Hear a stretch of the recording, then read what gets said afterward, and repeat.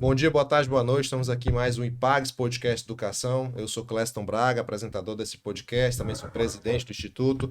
Estou mais uma vez aqui do meu lado com minha fiel escudeira, Cassandra Nunes. Tudo bem, Tudo Cassandra? jóia. Você No tá com ponto. cara de quem tá cansada Não, hoje. tô não. É só um pouquinho que a gente passou ontem o dia todo na Ontem estrada nós visitando. somos Piripiri, Pedro II, São Miguel do Tapuio, passamos por Castelo, Juazeiro Mas eu vou. e Jatobá. Exatamente. Mas eu vou falar igual como a Rafaela falou aqui, não, e Dona Fátima, quando a gente faz com amor, a gente não cansa muito, não. É só o É, corpo que. Mas a mente verdade. não tá cansada, não. É Deu, só o cansou um corpo. pouquinho. Só um Saímos pouquinho. 7, voltamos 9, né? Cansou um pouquinho. Mas hoje nós estamos com pessoas inteligentes na mesa. Tem uma frase sua que eu gosto muito, né? Que não há conversa perdida com gente inteligente. Não há. Tudo se aproveita e a gente sempre aprende um pouco mais. E aí hoje também nós trouxemos duas popstars do IPAGS, né?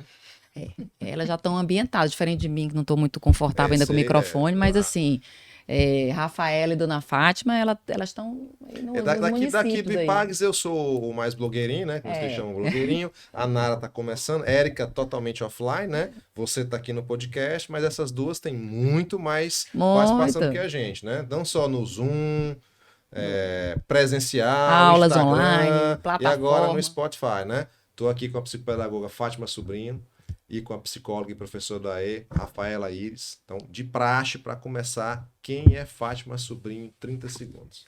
Cristã, mãe de dois, mãe atípica, vó atípica, tenho 3 netos e também sou neurodivergente, né? E vivo na educação há mais de 39 anos. Sou psicopedagoga, apaixonada pela educação inclusiva. Hoje é o que eu faço com grande amor. Atuo na clínica há 10 anos e hoje eu sou psicopedagoga de 2 escolas no meu município, onde eu trabalho diretamente com as crianças neurodivergentes. Trabalho por amor, porque é o que me faz crescer, né? É um conhecimento, a cada dia que passa, eu tenho um conhecimento novo com relação a nós neurodivergentes. E Rafaela, quem é Rafaela Iris em 30 segundos pra gente? Então, a Rafaela é uma pessoa apaixonada por conhecimento, né? Tanto que tenho 2 graduações, tanto na área da psicologia quanto na área da pedagogia, atuante nas duas. E também sou cristã e gosto, assim, sou apaixonada, fiz psicologia por amor, né? É uma área realmente que eu atuo por amor. E eu digo que a educação foi quem me escolheu. Então, eu tenho mais tempo de serviço na educação, onde eu atuo dentro especificamente da educação especial, né? Como professora de AE. Então, assim, o que me define realmente é que tudo que eu faço com muita dedicação. Por mais que às vezes eu possa até não me identificar com a área, mas eu penso que o que realmente me define é eu fazer tudo com muita excelência e dedicação. Excelente, meninas. O mote de hoje é educação inclusiva, né? A gente tem Sim. uma lei aí promulgada no final do ano passado, que é a Política Nacional de Educação Especial Inclusiva. Então, mas para a gente começar, a gente tem que, como eu estou com professoras, né? A gente tem que conceituar as coisas. Fátima, o que é o estudo de caso e o relatório biopsicossocial e como um conversa com o outro? Bom, o estudo de caso é a observação, a análise do nosso aluno, né? Que observação é essa? É eu identificar, né, o professor da sala regular, que vai ter um olhar clínico com a ajuda do professor da sala do AE, juntamente com todos os colaboradores da escola, juntamente com a família, né? Porque é uma atividade colaborativa que todos devem fazer juntos. O estudo de caso, ele vai acontecer com um professor só, ou professor de português, ou de matemática, ou de história. Ele vai acontecer com todos os professores daquele aluno, certo? Sendo um trabalho colaborativo desde o professor da educação inclusiva, do professor da sala do AE, com os professores regulares. E aí eles vão identificar as barreiras, né, dessa criança e suas potencialidades. A partir daí é que eles vão ter todo o instrumento para o relatório biopsicossocial, que é feito pela equipe multi, psicólogo, assistente social e o psicopedagogo, que vão ter relatórios específicos dentro da sua área, né, para poder fazer uma investigação mais aprofundada da realidade desse aluno e também é a base do PEI e do PAEE. O estudo de caso, nós dizemos que dentro da educação é o nosso alicerce. Hoje em dia nós sabemos que sem o estudo de caso, se nós vivíamos errando, agora nós não vamos mais errar, porque nós temos um norte. Nós sabemos como começar e para onde ir. Vou contar uma história interessante. Vai, Cassandra. A IPAGS, por mais que a gente esteja falando hoje de estudo de caso, a gente começou lá atrás e nós começamos com o estudo de caso, só que ainda não tinha o nome de estudo de caso. A gente era conhecido como triagem. Assim como também o relatório biopsicossocial também não era tão divulgado. Então, assim, esse decreto foi muito importante porque nomeou muita coisa, enfatizou muita coisa que já tinha, Já de alguma existia. forma, já existia na educação inclusiva, mas que não era tão assim, não era tão cobrado, né? Acho que deu nome àquilo que já Deu fazia. nome, porque a Deu gente nome já porque as fazia. meninas já faziam um bom Já tempo, faziam muito né? tempo. Esse momento eu aproveito para puxar um pouquinho de sardinha para o que eu faço no IPAGS, né? Que realmente eu sou apaixonada pelo trabalho, né? E agradeço a oportunidade de realizar esse trabalho que eu faço com tanto amor. Que foi a IPAGS que me deu esse norte, né? Nós iniciamos com um projeto pequeno, né? Verdade. Um projeto para educação inclusiva de 8 meses, e aí Dr. Clésto fez esse trabalho maravilhoso que foi criar o relatório biopsicossocial, Então, né? tomar até um cafezinho para Pra agradecer agradecer. todo esse trabalho. Pode continuar, Ana, por favor. O relatório biopsicossocial, né, que eu ajudei, eu fico feliz porque é um filhote, né? Eu ajudei a criar esse relatório, foi bem aprimorado pelo Dr. Clécio, que ele é assim incrível, né? Eu tenho uma admiração muito grande pela capacidade que ele tem de ver a educação, né? E o IPAGS surgiu com essa facilidade que eu vejo muito que o IPAGS veio para transformar a vida dos professores. Ele veio para realizar o nosso sonho de fazer o nosso trabalho sem nos tornarmos cansativos, né? Atribulados com tantas coisas para fazer. Ele facilitou a vida do professor. Toda vez que eu vou iniciar uma formação, eu sempre digo isso, que o IPAGS veio para facilitar a nossa vida. Eu nunca tinha visto um sistema tão fácil de lidar e que seja prático e realista. Ele não foge da nossa realidade. Então, o que a gente começou lá atrás veio agora como uma cobrança, agora passou a não ser só uma recomendação, passou a ser uma coisa mais obrigatória. Então, realmente, todo mundo agora está tendo que correr atrás para a gente aprender. Então, vamos aprender aí com a dona Fátima, com a Fátima, sobre o estudo de caso e o relatório biopsicossocial. Aí eu quero aproveitar que a Rafaela também nos ajudou muito na parte do P e do PAE, né? Assim como a Fátima, né? E pegando esse mote, Rafaela, o que é o P e o PAE e qual a diferença entre ambos? Certo. Então, o PEI, né, é um plano educacional individualizado, onde ele é especificamente voltado para a sala regular, né, para o professor, para realmente direcionar o trabalho do professor quando se trata dos alunos realmente neurodivergentes. E o PAE é um plano de atendimento educacional especializado, que é um instrumento do professor de AEE, onde também direciona o professor em relação ao trabalho que ele vai fazer com esse aluno. Então, no final, o PAE, né, o PAE, ele é um instrumento que direciona, mas também que traz estratégias, que traz recursos, que traz a forma como a gente vai trabalhar dentro do AEE com aquele aluno, buscando atender os objetivos ou de complementar ou de suplementar a educação daquele aluno que a gente atende.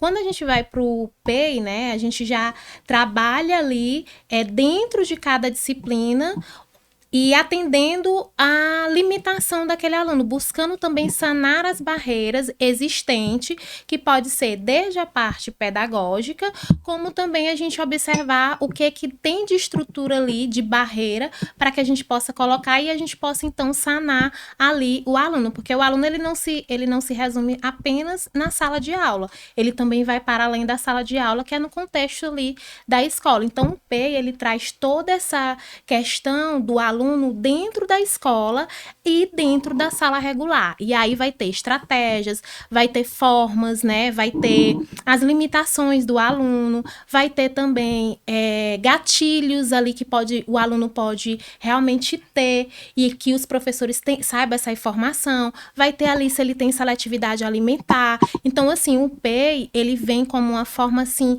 de englobar todas as informações necessárias e importantes para que a gente, dentro da escola, possa dar o melhor atendimento para aquele aluno, mas também, principalmente, desenvolver o ensino-aprendizagem daquele aluno. Então, é bem objetivo, né, e diretivo também, né? Ele direciona o nosso trabalho. Eu lembrei agora de uma professora que fez uma pergunta que disse assim, se eu tiver ali 30 alunos, 35 alunos e tiver que fazer 5 PEI, né? Como é que realmente vai ser feito isso? E que assim, se a gente for olhar e se colocar no lugar do professor de sala regular, eu também já fui professora de sala regular, a gente sabe que não é fácil.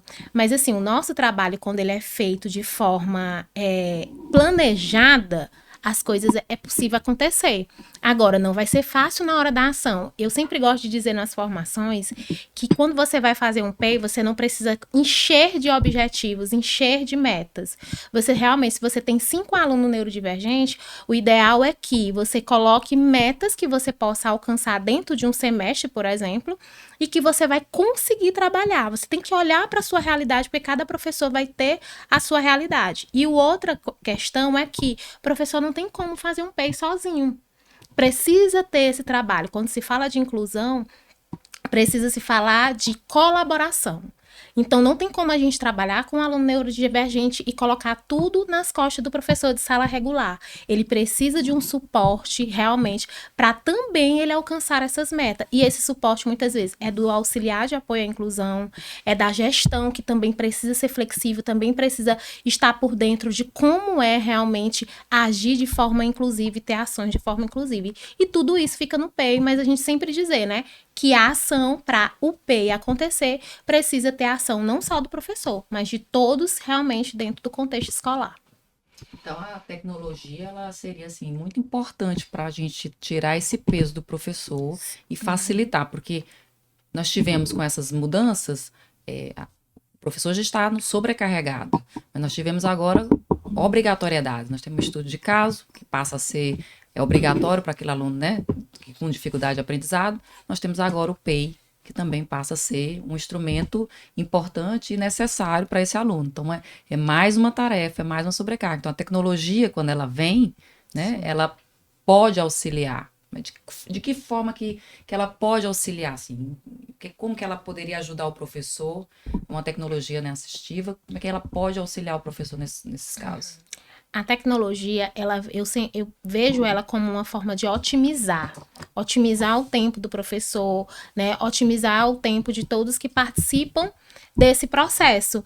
Então, assim, quando eu trabalho, por exemplo, o sistema do IPAGS, quando a gente trabalha e dentro de um sistema ali, tudo, o PEI, o PAEE, né, o relatório biopsicossocial, isso otimiza o tempo, a gente ganha tempo ali, porque vem ali as perguntas no ponto para as pessoas responderem, né, para os professores ali descreverem. Então, eu vejo muito mais como essa forma de otimizar o tempo, né, do professor, facilitando também o trabalho dele dentro da escola, e não só do professor, mas eu acho que de todos, assim, que estão envolvidos. Então, a tecnologia, ela vem realmente dessa forma. Eu lembro de uma conversa até com o Dr. Clécio, que ele disse que eu não tinha muita familiaridade com a tecnologia, né? E ele falou assim, olha, Rafaela, a tecnologia, ela pode ajudar muito. Inclusive, ele fez até a indicação de uma ferramenta, né?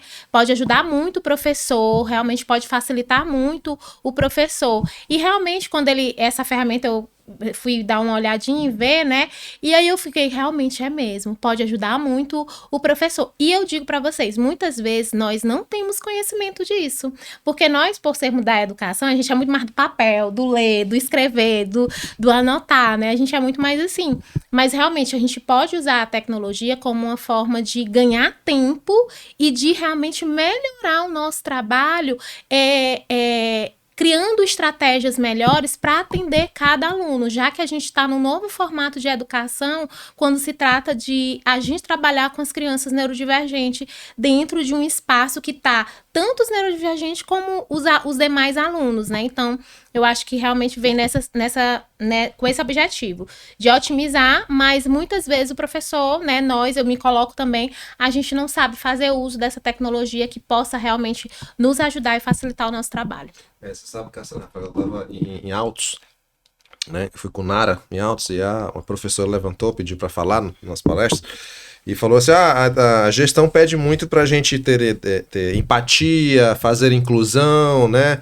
Socializar, mas os papéis escritos continuam, né? Como é que eu vou fazer isso, né?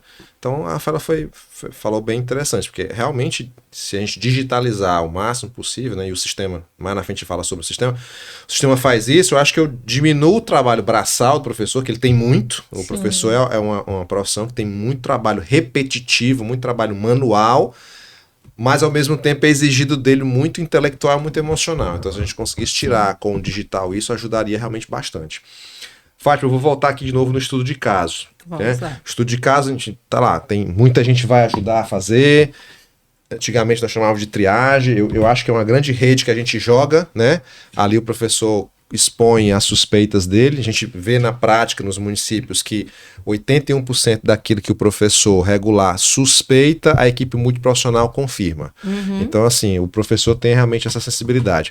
Mas como é que um professor, junto com toda essa rede de apoio, escreve ali as, sei lá, 5, 10 páginas de estudo de caso sem ele se perder? Diz pra gente mais ou menos assim, só o básico. O que tem que ter no estudo de caso? Bom, primeiro tem que ter o histórico desse aluno, né? Tem que ter o histórico dele, né? Isso é base. Eu lembro sempre da Rafaela dizendo, tem que ter o histórico. Tá faltando o histórico. Então, primeiro tem que ter o histórico dele, tem que ter a vida escolar desse menino. É mais fácil fazer um estudo de caso do 1º ao 9º ano do que dentro da educação infantil. Por quê? Porque na educação infantil ele não tem histórico. E aí você vai levar mais tempo. Eu, como psicopedagoga, na educação infantil, esse primeiro semestre eu estou só observando. Sim. Né? Porque eu sou responsável. Quando não tem professor da sala do AE para orientar, juntamente com os professores da sala regular, nós trabalhamos juntos. Então, eu, os professores da sala regular, a coordenação, a direção, a zeladora, a merendeira, tá todo mundo de olho nesse menino. Já sabe que fulaninho está sendo observado. Então, todo mundo está observando, depois a gente senta e vai anotando essas observações. Né? O meu município, pena que não tem o IPAGS. Mas é um sonho. E aí é o seguinte, essas observações vão colocando em papel. Certo? Comportamento, disciplina em sala de aula, o que ele sabe, o que ele não sabe. Tudo isso é levado para o estudo de caso. Depois que eu tenho toda essa observação de como ele se comporta no recreio, como ele se comporta na sala de aula, se ele se socializa, se ele não socializa, se ele conhece o alfabeto, se ele não conhece o alfabeto, se ele sabe ler, se ele não sabe ler, eu vou anotando tudo isso, certo? Isso é minha base. A partir daí, eu vou criar o estudo de caso dele, né? Anotando essas partes, essas observações e depois eu vou fazer o PEI, o PAE para ele. Mas parece prontuário, né? Parece um prontuário. Parece um prontuário. Parece Você tem toda a E história aí, da Rafaela, aluna. falando já em prontuário, tudo, no estudo de caso, assim como as outras etapas, aí já vou puxar já para o sistema, tem algumas coisas que são obrigatórias, que os profissionais fazem no sistema. Como é que você enxerga isso? É meio que obrigatório, mas o sistema acaba permitindo que ele edite algumas coisas. Mas você acha que ter alguma coisa já obrigatória para o professor preencher, tanto estudo de caso, PEI, PAE, isso é importante? Eu vejo como importante porque direciona, né? Por exemplo, até na questão do PEI, quando vem ali que os professores, eles respondem as questões, aí ao final gera o PEI e tem ali um direcionamento. E aí eu sempre digo, ó, tem um direcionamento, mas você, enquanto professor que conhece a sua realidade, conhece aquele aluno, você pode acrescentar, mas ali já dá um direcionamento para o professor em relação àquela dica ali, aquela estratégia que ele direciona. Então, no final, o nosso PEI ali dentro do sistema, ele traz ali um direcionamento para o professor, que já mostra para ele o que possivelmente ele já pode fazer dentro daquele PEI nas respostas ali que ele respondeu. Isso você fala do sistema do PAGS, né? Sim, do Eu sistema. não quero imaginar como é que deve ser fazer um PEI realmente moleque. de 5, 10 alunos sem tecnologia Eu lhe auxiliando. É até mais do que isso, tem 10 alunos, dá né? mais. Muito mais do que isso. Eu tenho, numa escola que eu tenho 32 alunos laudados. Eu tenho 9 no 1º ano, 10 no 2º ano, 11 no 9º ano e 7 no 6º ano. Fora que os outros anos eu não fiz o levantamento ainda. E isso tudo é feito manual, viu? Manual. Imagine Nossa como é que a gente faz isso. É como a Rafaela disse, lá no sistema IPAGS, a gente tem lá, a gente amarra tudo. Ali você amarra, se precisa de profissional de apoio, quando diz a criança realiza atividades com autonomia. Ali está amarrando. Você diz que a criança não realiza essa atividade com autonomia, você está direcionando que ele precisa de um profissional de apoio. E não é só nessa questão, não. Ele tem autonomia nas atividades de sala de aula? Ele não tem autonomia. Há outro momento de amarrar. Quando eu vou trabalhar com os professores apresentando o sistema, eu já vou ensinando os professores onde é que eles devem colocar as observações para amarrar.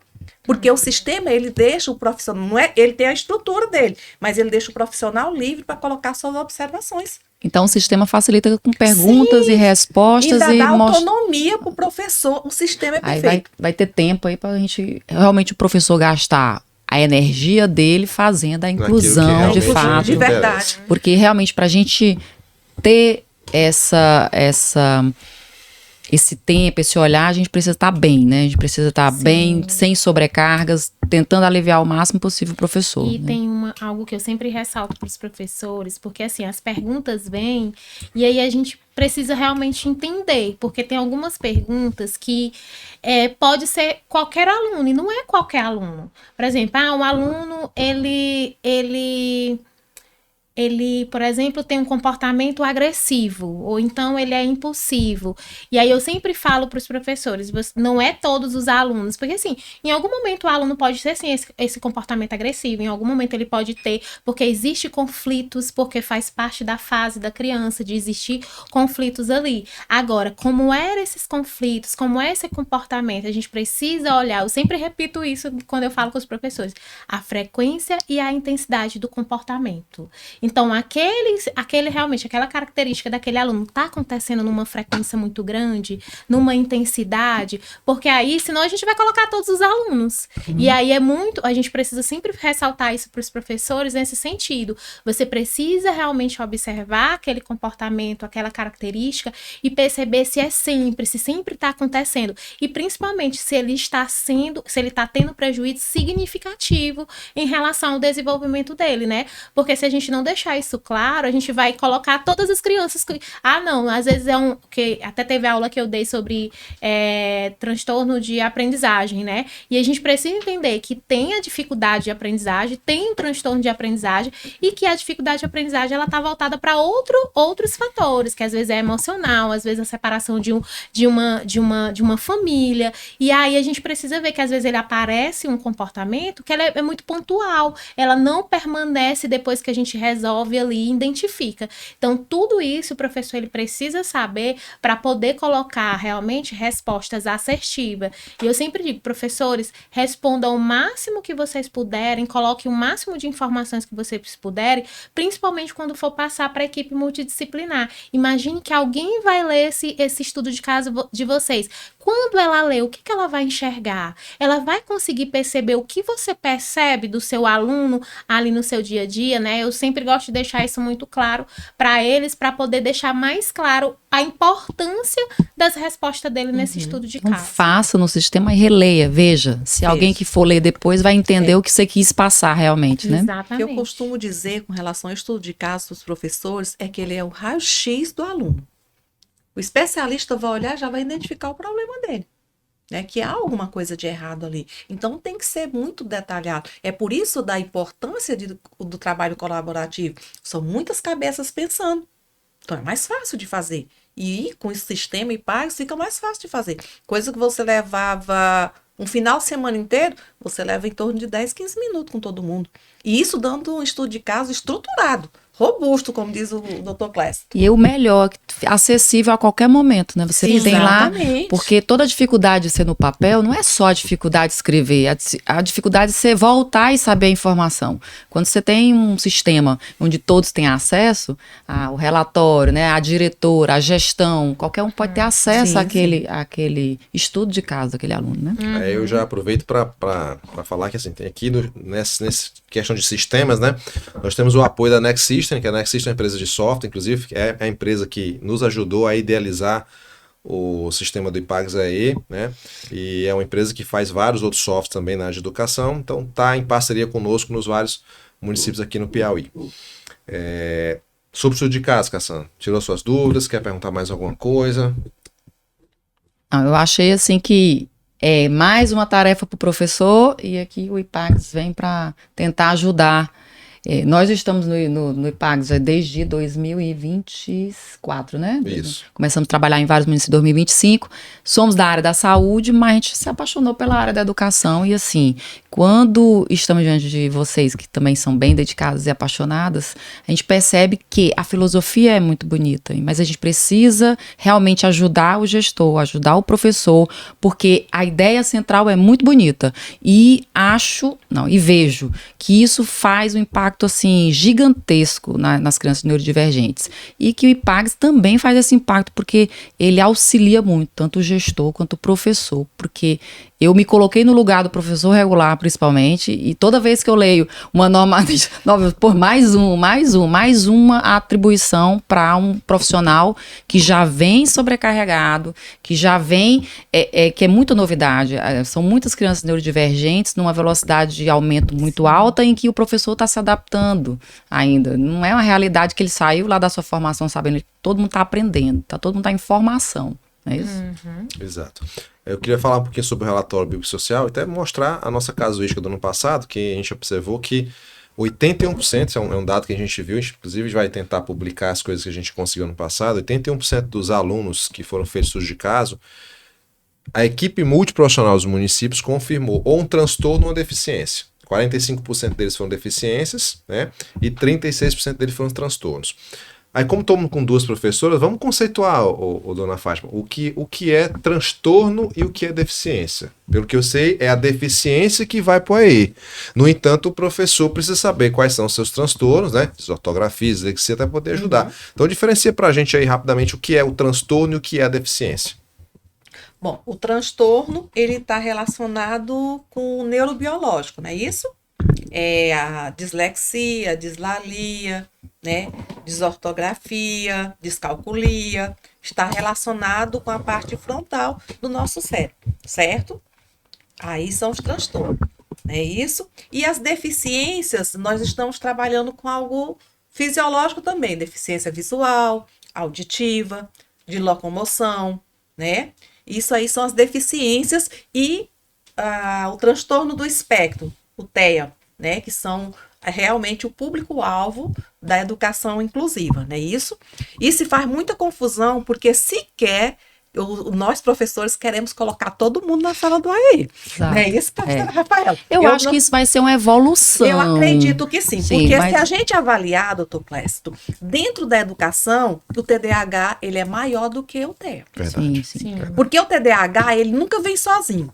Ele já vem acompanhado de alguém. Outras comorbidades. Outras comorbidades. Ele já é uma comorbidade, mas ele também vem com outras comorbidades. Né? E aí nós sabemos que só sabe o sofrimento que tem TDAH quem tem. Porque não é fácil. A gente tem dificuldade de aprender. Eu fui chamada de burra a vida toda. A autoestima, todo o impacto Lá psicológico embaixo, em cima e nós disso, mulheres, né? nós camuflamos muito bem. Mas no homem, o sofrimento é muito grande. Sim. Eu vejo pela questão do meu neto. Ele tem 4 anos, ele pede medicação. Porque ele disse, eu não estou conseguindo dormir. Eu não consigo ficar quieto. E isso incomoda ele. Olha, uma criança de 4 anos. E isso porque ele via dentro de uma família que explicou desde cedo o que é que ele tem. E a família que não aceita. Então, a escola precisa entender qual a diferença dos transtornos e das deficiências. A deficiência é como a gente via antigamente, né? O deficiente físico, o deficiente visual e o auditivo, que não é mais comum dentro da educação. Raramente nós temos deficiente visual e auditivo. Tanto que a gente quase não tem profissionais para essa área. Eu tenho uma criança de 5 anos. Ele tem baixa visão. E eu não encontrei no meu município nenhum profissional para ele. Para ser profissional de apoio para ele. Ele está sem profissional de apoio porque não existe profissional para ele.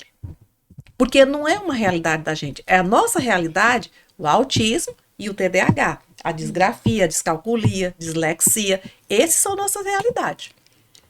Ontem mesmo, Clécia, a gente estava numa cidade dessas aí do Piauí e uma das secretárias, a secretária nos colocou, né?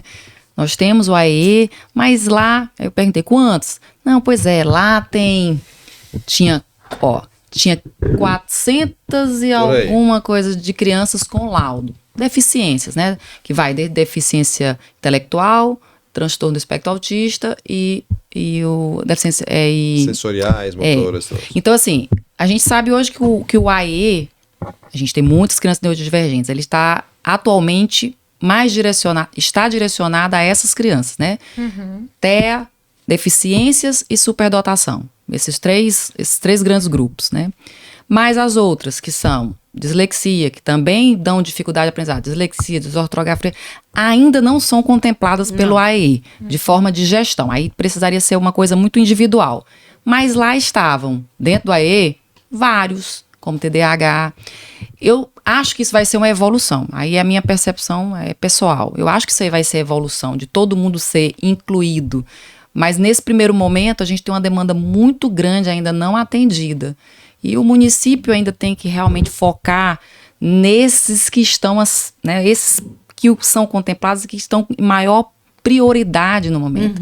Mas, na minha opinião, todos deveriam entrar. Mas já ajuda, porque se a gente faz uma análise, um estudo de caso dessas crianças que não fecham para o AE, mas que são analisadas e estudadas, ali já ajuda o próprio professor regular a fazer as alterações adaptativas. Exatamente. Ali não quer dizer que aquela criança ali não possa passar por uma avaliação psicopedagógica e a psicopedagogia não possa orientar uma adaptação curricular, né? Nada impede. Ela pode ainda não ser contemplada pelo atendimento 2 vezes por semana, 3 vezes por semana, mas ela pode ser avaliada, pode ser estudada e pode se colocar ali, a equipe multi, coisas que pode ser adaptada no dia a dia da escola regular, né? Inclusive, né, Rafael, eles também têm direito ao estudo de caso. Sim. Essas crianças com dificuldade, elas não Sim. são contempladas na sala do AE, mas elas têm direito ao estudo de caso e ao PEI. E isso foi uma evolução muito grande. Muito. Porque antes a gente identificava essas crianças e nada era feito. Isso. E hoje, com esse novo decreto, nós estamos fazendo sim. E o IPAGS, mais uma vez, veio na frente. Porque ele identificou essas crianças e os municípios que nós trabalhamos, eles estão fazendo sim. Desde que foi identificado, a maioria desses municípios estão olhando esses alunos de forma diferente. E eles não foram contemplados com a sala do AE, mas eles foram contemplados com o PEI. Porque a Certeza. partir do momento que você identifica a criança com uma dificuldade de aprendizagem ali, né, com um transtorno de aprendizagem, na verdade, você tem um direcionamento, você pode criar ali estratégias, usar recursos. Então, assim, não existe desculpa para dizer, eu não sei o que o aluno tem. Então, a partir do momento que você sabe que o aluno tem um transtorno de aprendizagem, ou um TDAH, ou uma dislexia, você pode ali criar estratégias para poder realmente atender da melhor maneira possível aquele aluno dentro da sala regular. Então, assim, não impede, é o que eu sempre digo, hoje em dia a gente não tem mais desculpas para deixar de trabalhar com alunos que apresentam uma certa limitação dentro da escola, né? Então, a gente realmente, o nosso trabalho hoje dentro da escola, por mais difícil que seja, porque quando a gente fala disso, a gente também fala entendendo o papel do professor, a gente fala entendendo a dificuldade que o professor realmente tem dentro de sala de aula para executar o trabalho dele, quando ele realmente se depara com alunos com as suas limitações. Claro que existe, a gente não anula isso, porque isso realmente é algo que o professor realmente sofre. Mas hoje a gente entender que quando a gente sabe que o aluno tem algo, a gente tem um direcionamento e a gente tem realmente como buscar meios, estratégias e formas para poder realmente trabalhar da melhor maneira possível com aquele aluno. Então, e a parte de capacitação e de formação Aí, desses antes de você professores? falar da capacitação, eu tenho uma dúvida, que até a gente conversou muito sobre isso, cara.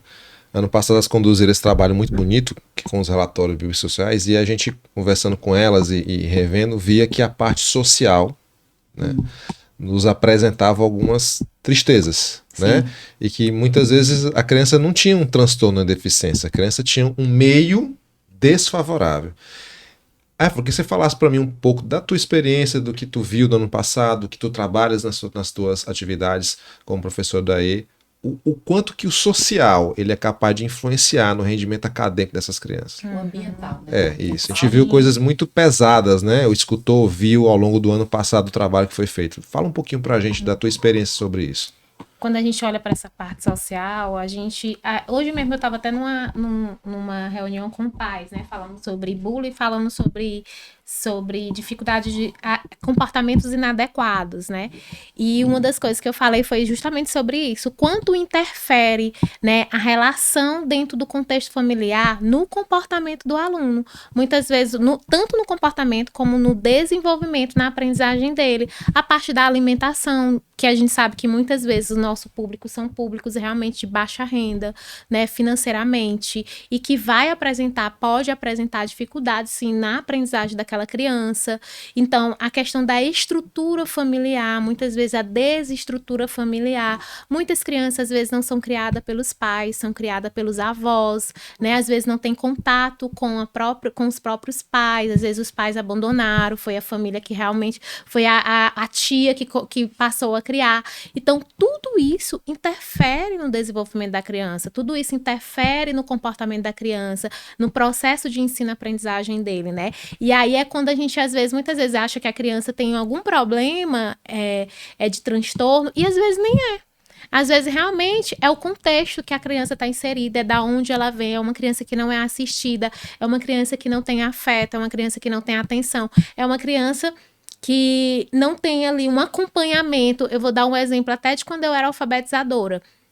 Eu era alfabetizadora em um bairro aqui de Teresina, bem periférico mesmo, né?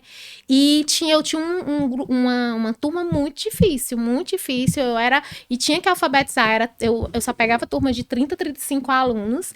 E eu tinha um aluno específico, que foi um aluno assim que eu nunca esqueci. E esse aluno, ele sempre vinha sem atividade. Sempre vinha sem atividade. E assim, eu perguntei pra ele, né? Por que você não vem com atividade? Ele, não, tia, não tem quem me ensine. Fora isso, ele não vinha também sem tomar banho, né? Que ainda tem a parte da higiene pessoal, que muitas crianças, por não ter essa família estruturada, essa família que direcione, eles não sabem, eles não aprendem. Às vezes eles vão aprender na escola mesmo, com a gente.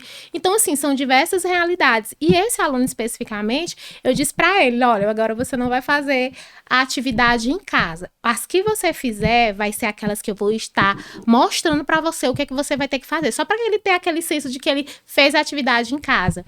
E eu digo para vocês, foi um dos meus alunos que foi um dos primeiros a serem alfabetizados.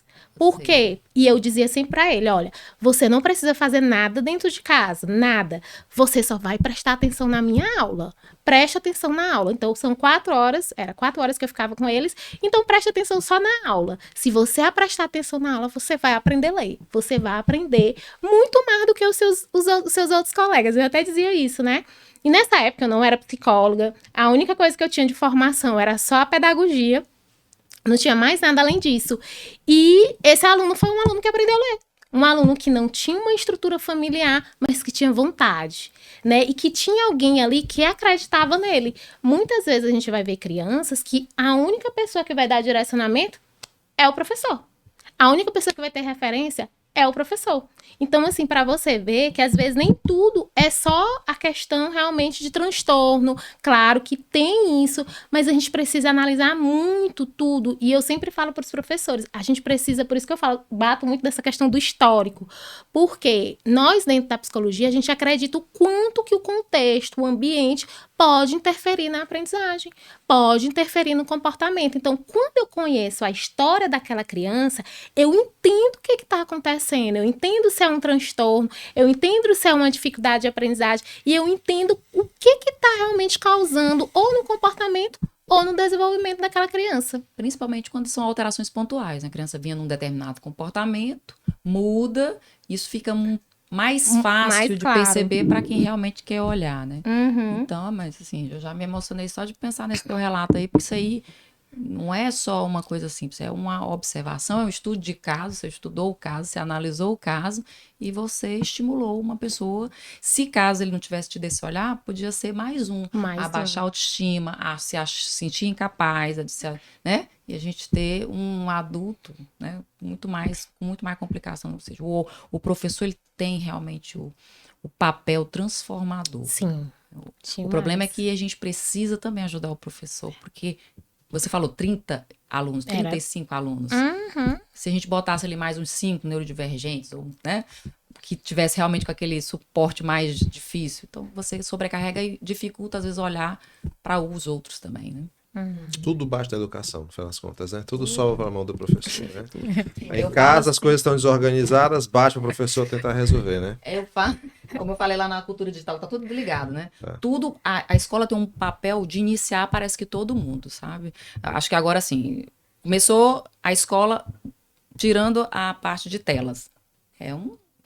Uma educação familiar. Temos que reduzir tela. Começou por onde? Pela escola. Agora a escola faz de novo. Não, nós vamos fazer uma reeducação digital. Não é que eu tirei, mas eu vou precisar colocar o digital, a tecnologia, mas de uma forma de interação, de estímulo à inteligência. Mais uma vez a escola dando pontapé aí no que é o certo, né? Então esses profissionais têm que estar bem capacitados, né? Muito capacitados. E assim, e o mais importante, que mudou um pouco, eu queria saber assim, o quanto que a formação e a capacitação pode fazer diferença nesse professor. A capacitação de 360 horas, que mudou agora, né, e 180 horas para o profissional de apoio. O que isso pode trazer de diferença real para esse novo olhar aí da inclusão? Né? Dona Fátima. Olha, isso aí veio a calhar, né?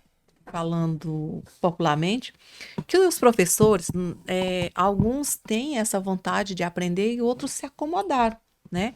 E essa formação de 360 horas veio exatamente para sacudir, né? Dar um novo visual. Isso realmente, professores que não sabiam lidar com essas crianças, que na realidade é essa, na faculdade a gente não aprende isso. Lá ensina, no caso eu sou formada em biologia, eu aprendi biologia.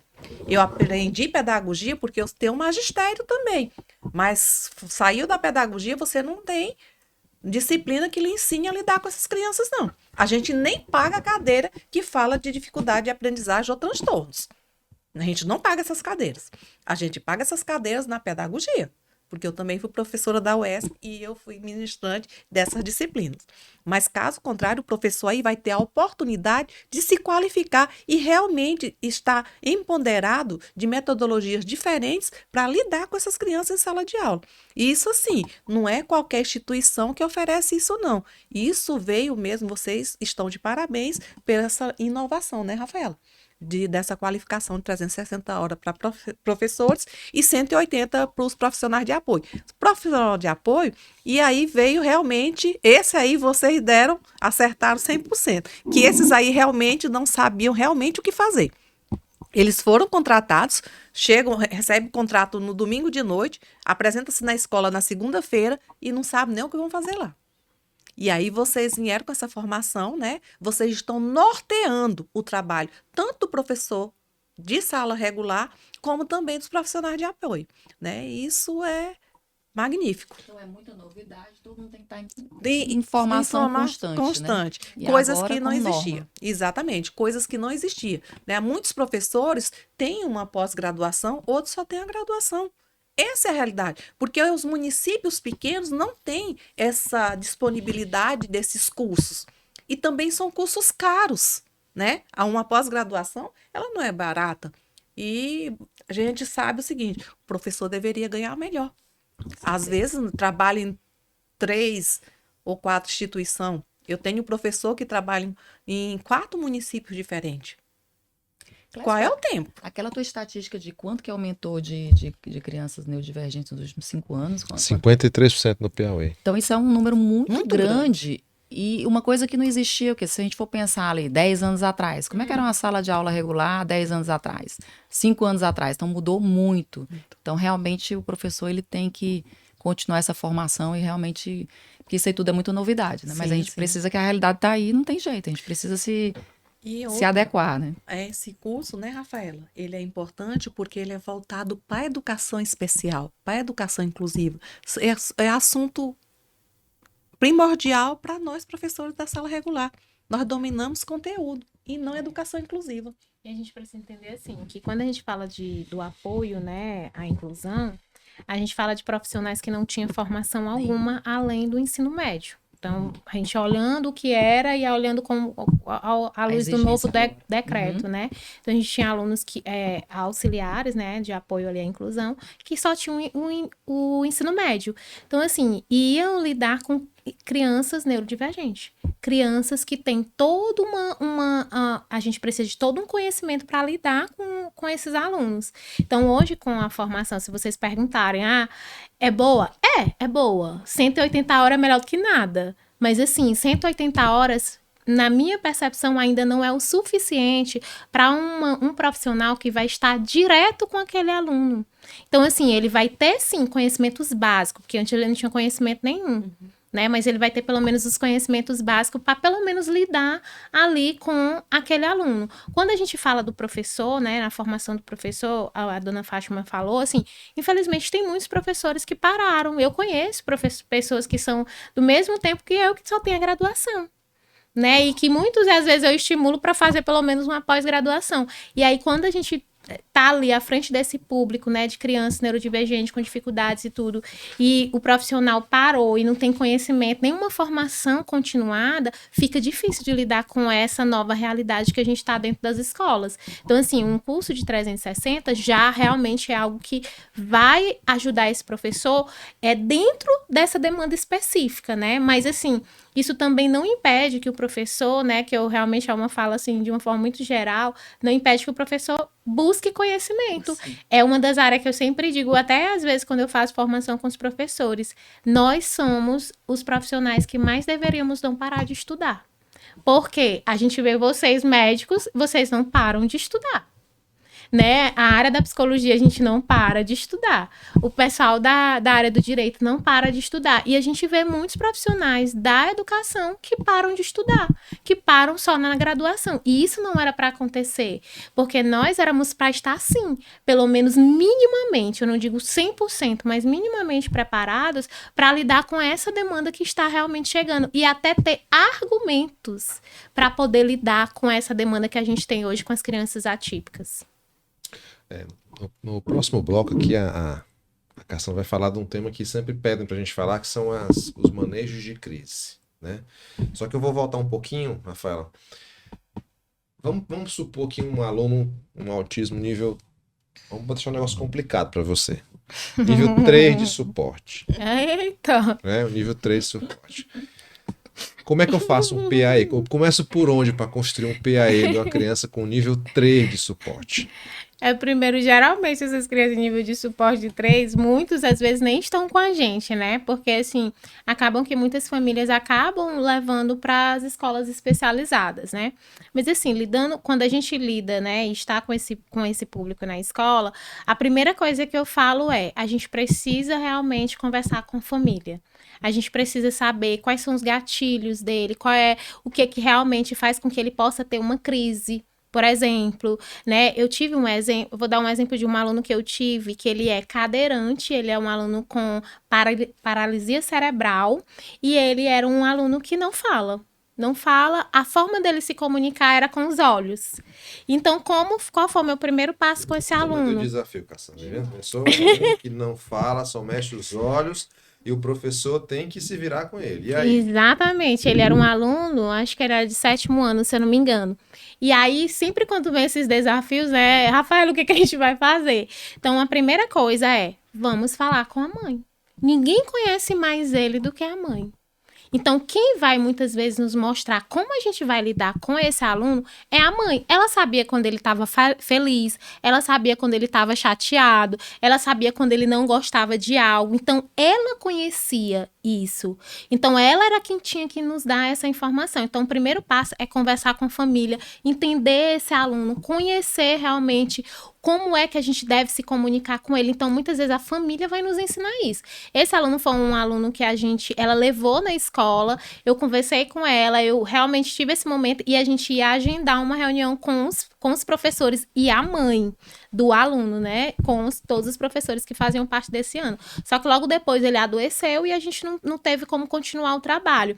Mas, assim, a primeiro momento seria isso, né? Não sei se a dona Fátima agiria de forma diferente, mas o meu primeiro passo é conversar com a família para conhecer esse aluno e aí, dentro desse conhecimento, juntamente com a família, criar um PEI e que eu pudesse realmente atender às dificuldades dele e realmente o que que eu posso trabalhar com ele, porque vai ter coisas que eu não vou conseguir.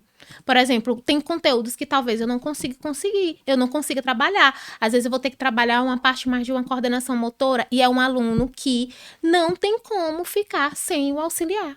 Não tem como, porque ele era cadeirante, né, por exemplo. Então, não tem como. Então, todos ali teriam que participar desse momento, teriam que realmente, a comunicação dele, como é que a gente faria, tudo isso a gente teria que colocar no PEI. Como que seria a comunicação, como era que ele ia sinalizar, e o professor teria conhecimento de tudo isso.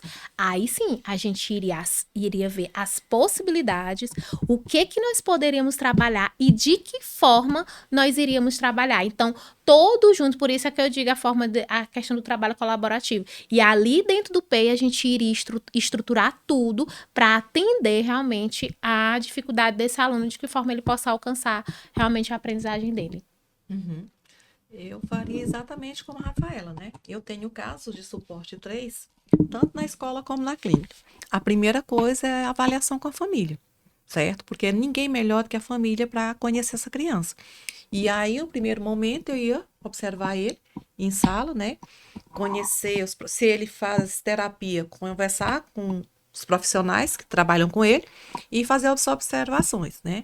E aí é como a Rafaela diz, avaliar o que é importante, o que é funcional. A minha pergunta sempre para os profissionais é, o que é funcional?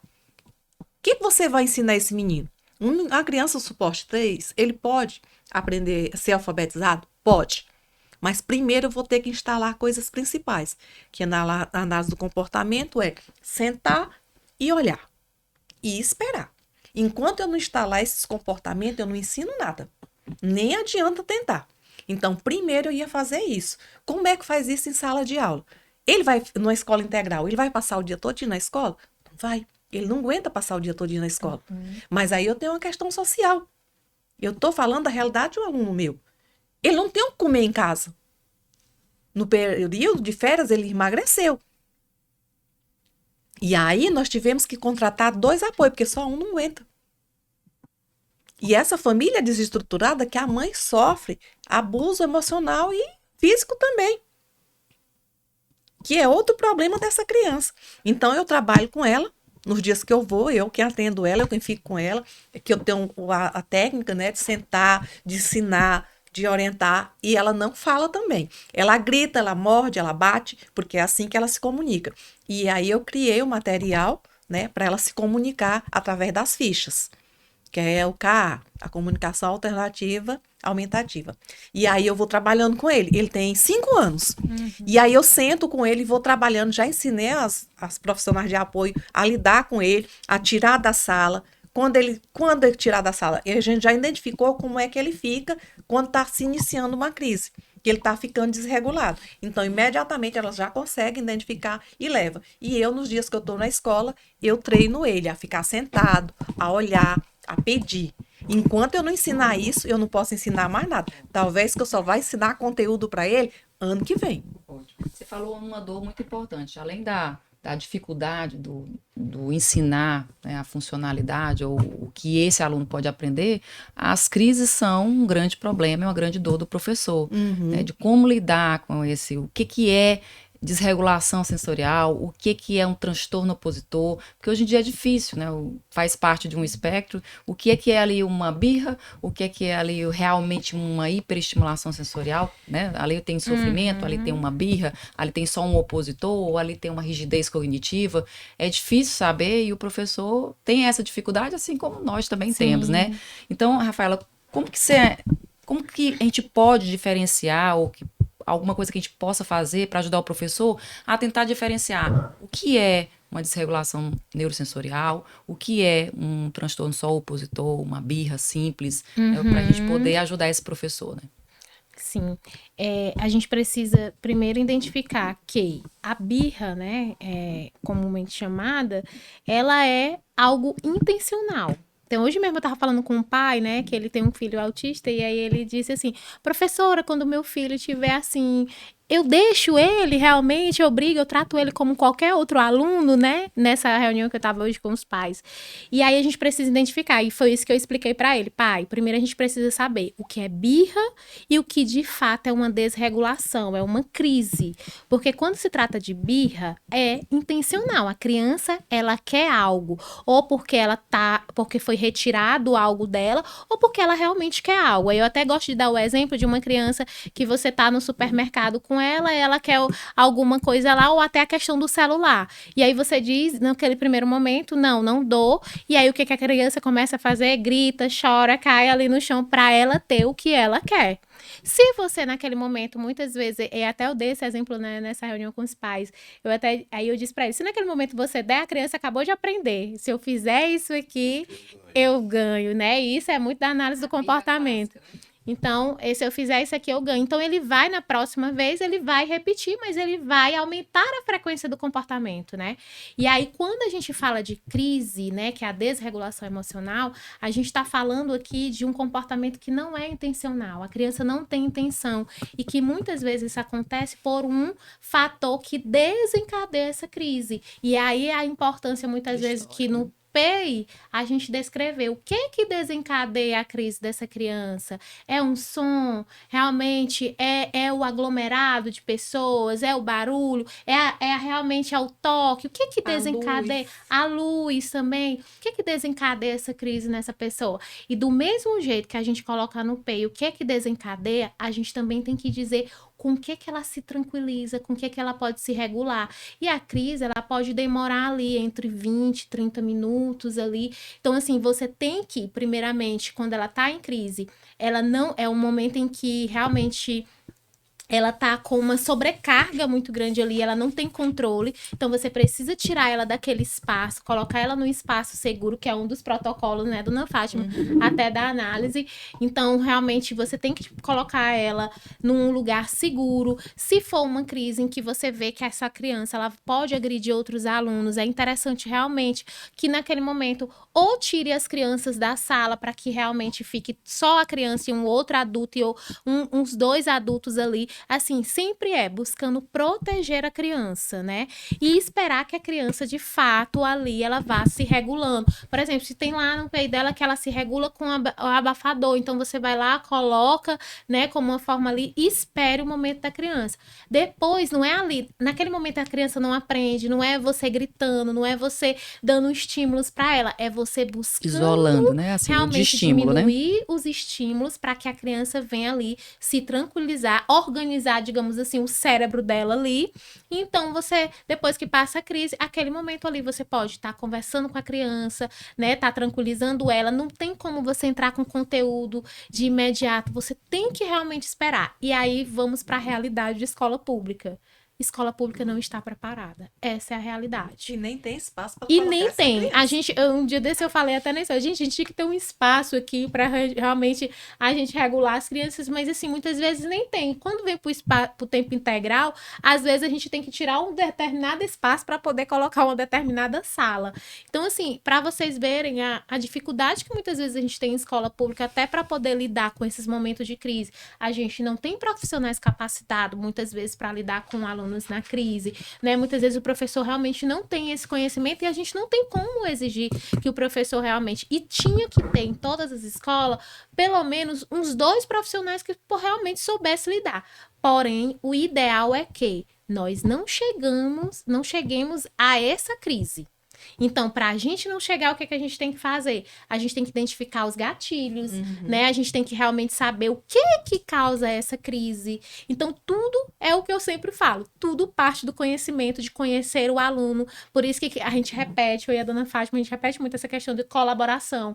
Porque tem informações que eu vou ter, mas tem informações que a família que vai ter. Tem informações que às vezes os professores perguntam, Rafaela, mas se, por exemplo, o professor X já fez o estudo de casa, eu vou ter que fazer. Aí eu sempre digo, é importante, professor, que você coloque as suas informações, porque o comportamento de um aluno pode ser com aquele professor, mas ele pode apresentar outro comportamento com outro professor. Às vezes ele gosta muito de matemática, então ele vai ser super interativo ali em matemática e participativo, mas talvez ele não goste de português, então ele pode apresentar outro comportamento. Ele ama educação física, porque ele adora educação física, então, mas com outros professores ele vai apresentar outro comportamento. Então, cada um pode ter a sua visão diferente e pode ter um comportamento diferente, porque cada professor também tem a sua forma de lecionar, né? Tem o seu perfil para lecionar. Tem professores que são mais rígidos, tem professores que gostam das coisas direitinho ali, todo mundo sentadinho, bonitinho. Tem professor que não, que dá aula, às vezes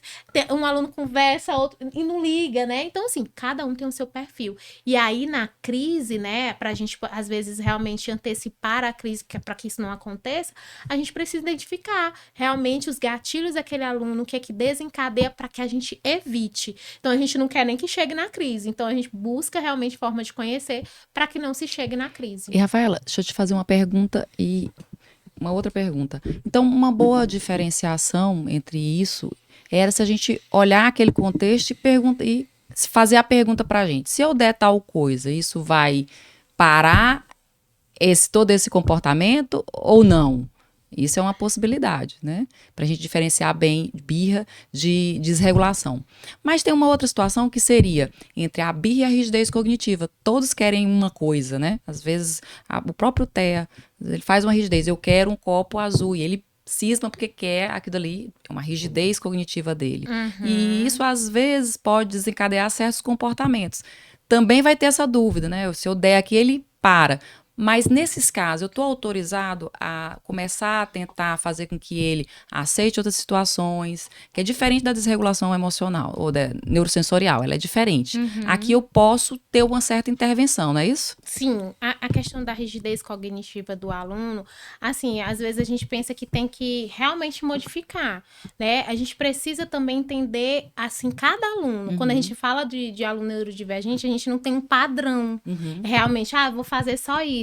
Às vezes aquela rigidez cognitiva precisa ter toda uma habilidade para poder a gente flexibilizar aquela rigidez. E muitas vezes não é o professor que vai conseguir fazer essa flexibilização, porque precisa de todo um estudo, de todo um conhecimento, muitas vezes da análise do comportamento, para poder a gente realmente conseguir, de fato, flexibilizar aquela rigidez cognitiva.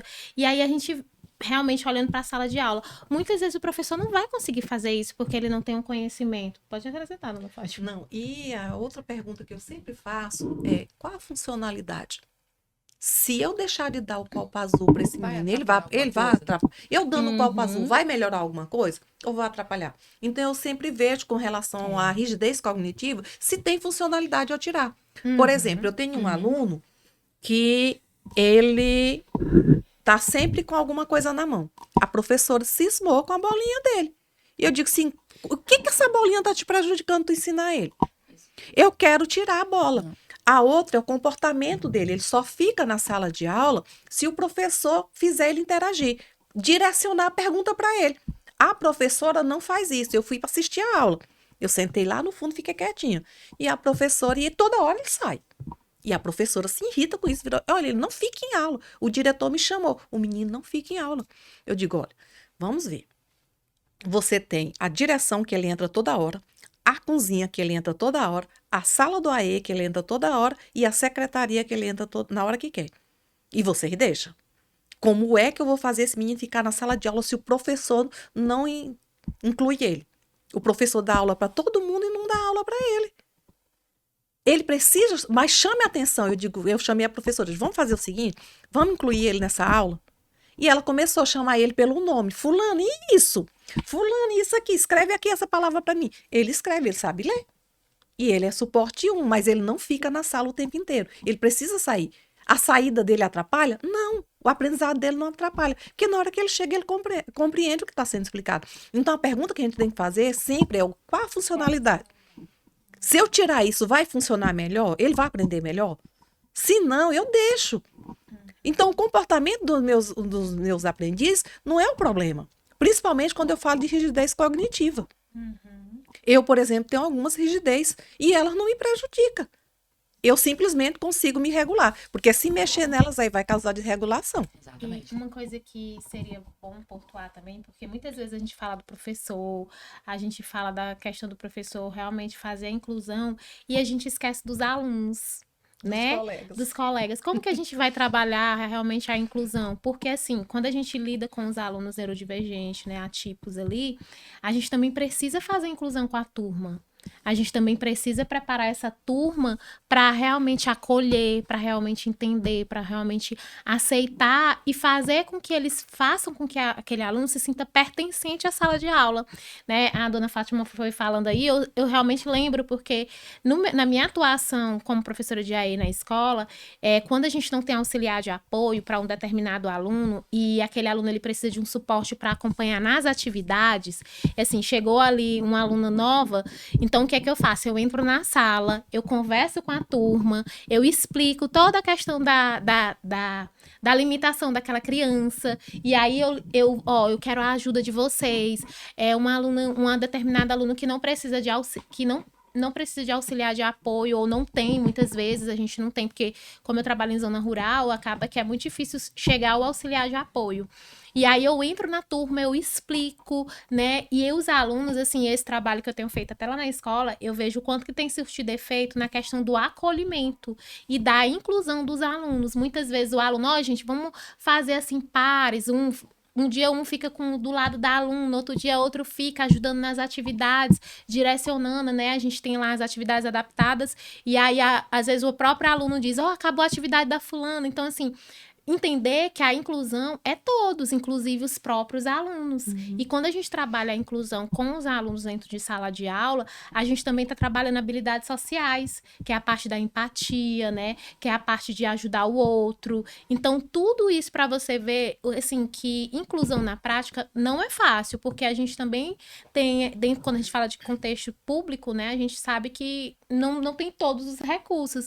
Mas, assim, o que a gente pode fazer? Às vezes a gente trabalha ali com a turma, né, para acolher, para realmente recepcionar e para trabalhar com a gente também ajudando esse aluno. Então, assim, a gente não esquecer que dentro da escola a gente também precisa trabalhar com os demais alunos para que a inclusão aconteça e eles também sejam os nossos parceiros nesse processo de inclusão, porque também acontece muito bullying, né, nessas crianças quando a gente não trabalha essa questão da inclusão com os demais alunos. E a família também, porque assim, essa dúvida de tudo, né? O que é birra, o que é rigidez, o que é desregulação, onde é que a família também deve ficar perdida também, né? Qual que é o papel, o que é o papel da família nesse contexto todo? Eu sempre digo que a gente acaba sendo o responsável até de informar a família, porque a gente trabalha com família que não tem conhecimento. Tem família, sim, que vão atrás, né? Eu tenho mães que começaram a estudar depois que descobriram que o filho, né, era autista. Eu tenho mães que começaram até a trabalhar na área da psicopedagogia, na área de inclusão, justamente por conta do filho. Mas eu também tenho aquela mãe que não tem informação nenhuma, não tem nem tempo, né? E aí somos nós que vamos dar essa informação, muitas vezes, até dos próprios direitos, né? Às vezes eu tenho reunião com as mães e às vezes eu levo o profissional, às vezes até do direito, para falar de alguma coisa em relação ao direito delas, né? Aos benefícios, aos documentos realmente que precisam. Então, muitas vezes, é nós ali na escola que temos que buscar dar realmente, digamos assim, essas informações para os pais. Hoje mesmo eu falando, por exemplo, sobre bullying e comportamento inadequado para pais que não tem nada a ver com o meu público, porque a diretora, né, porque eu acabo atendendo outras escolas, e a diretora, Rafaela, por favor, vem falar aqui para os pais sobre bullying, tá? A gente tá tendo um comportamento muito repetitivo aqui, e de comportamentos inadequados, para que a família realmente possa nos ajudar. Então, para vocês verem que, e quando eu falo, eu percebo que é porque eles não sabem. Eles não têm essa informação, né? Que são realmente famílias carentes, são famílias que não têm conhecimento e que muitas vezes quem vai oferecer esse conhecimento somos nós. Quem vai dizer o que é, o que não é. Aí, quando eu terminei de dar essa palestra para os pais, veio um pai, né? Que é muito raro a gente ver pai realmente na reunião. Já é bem difícil, geralmente de ver mães, né? E ele veio, professora, me diga aqui. Aí foi quando ele perguntou sobre a questão da birra, eu fui explicar o que era birra, o que era crise, né? Então, realmente dei ali um direcionamento para ele. Então, às vezes, eles não têm essa informação. E somos nós que vamos dar, né, de fato, esse conhecimento para eles. Então, dentro do comportamento dos pais e alunos e escola, a gente vê muitos os gestores, né, reclamam de que acaba que os pais colocam muito nas costas dos professores uma série de responsabilidades. Vocês têm feito ao longo dos últimos meses palestras nos municípios que a gente tem nossa participação como consultoria com os pais. Eu queria que vocês falassem para mim o que vocês estão vendo lá, como é que vocês estão agindo com eles, se estão recebendo bem, seja qual fala para mim um pouco como é que eles estão, Feedback, né? o feedback desse momento que vocês estão tendo com os pais nos municípios. Teve Monsenhor Gil já, mas já teve, onde mais? A gente já foi, acho que O Alferraz. o Alferraz também teve um Alferraz. contato. Alferraz. Como é que está sendo esse contato? Olha, o que a gente tem observado é que os pais têm recebido bem. Sim. Os pais têm comparecido às reuniões, têm participado, né? E em Monsenhor Gil, por exemplo, que eu participei junto com a Rafaela, os pais participam, fazem perguntas, porque são coisas. Aí ele aproveita o momento para tirar as dúvidas dele, que ele não tem esse apoio de com quem conversar, principalmente com pessoas que têm conhecimento da área. Né? Então, eles têm recebido muito bem, tem sido um trabalho que tem ajudado essas famílias. A gente observa.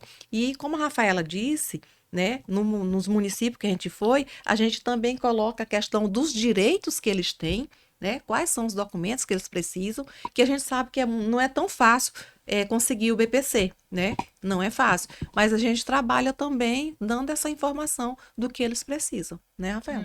Inclusive em relação ao próprio documento, né? Porque o documento do relatório biopsicossocial acaba confundindo muito pelos pais, né?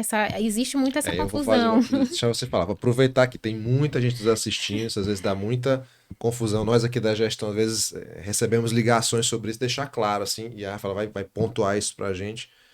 Uma coisa é laudo médico para benefício continuado, Isso. BPC. Outra coisa é o que a educação está fazendo e o IPAGS vem ajudando o professor e a gestão a fazer, que é esse relatório biopsicossocial. E às vezes as famílias acabam não entendendo o que exatamente é isso. Então, Rafaela, pontua um pouquinho para a gente sobre isso. E uma coisa importante, assim, quando o professor ele suspeita que seu aluno tem um problema, uma deficiência, um transtorno pedagógico, e a equipe multiprofissional confirma, é de bom tom de que essa equipe e o professor chame a mãe e diga o que tem.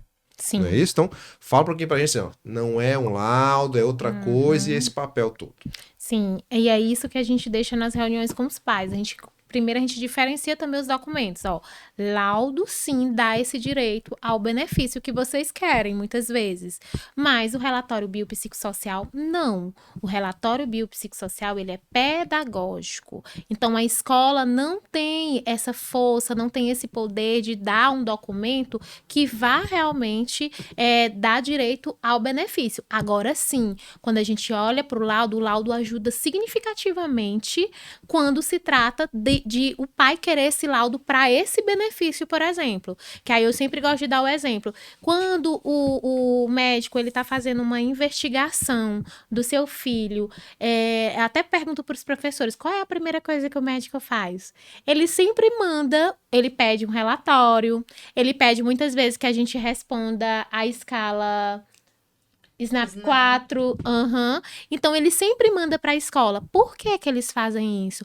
Porque eles sabem que nós temos uma percepção em relação ao comportamento, em relação ao desenvolvimento dessa criança, e eles, como estão investigando, é muito rápido ali o tempo que ele passa com aquela criança. Nós passamos muito mais tempo. Então, assim, esse relatório, ele passa a ser significativo.